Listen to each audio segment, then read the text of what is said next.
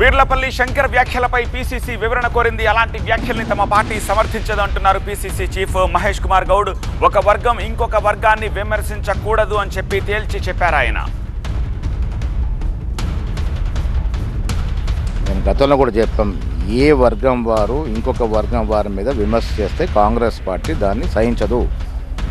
అందుకే నిన్న శంకర్ గారు మాట్లాడిన తీరు మీద ముఖ్యమంత్రి గారు నేను ఇద్దరం కూడా మాట్లాడుకొని వారిని వివరణ ఇవ్వాల్సిందిగా అర్జెంటుగా కోరినాము.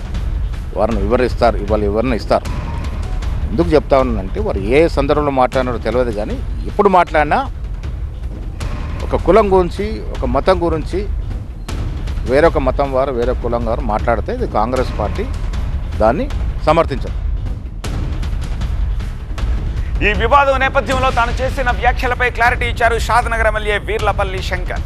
ఏ సామాజిక వర్గాన్ని తాను టార్గెట్ చేయలేదు అంటున్నారు. తన వ్యాఖ్యలతో ఎవరైనా ఇబ్బంది పడితే వెనక్కి తీసుకుంటానని స్పష్టం చేశారు. మన వెల్మోళ్ళందరూ కూడా వాళ్ళని ఉద్దేశించి పర్సనల్గా వాళ్ళని కించపరిచినట్లు కాదు. అటువంటిదేమన్నా మిగతా వెల్మ కులస్తులందరూ వేరే రకంగా భావిస్తే నేను అన్న వర్డ్ కూడా విడ్రా చేస్తున్నా. అటువంటిది ఉద్దేశం కాదు. నాకు ఒక కల్వకుంట్ల కుటుంబం అరాచకాలు చేసింది. 10 సంవత్సరాలు కాంగ్రెస్ కార్యకర్తలను ఇబ్బంది పెట్టిండ్రు.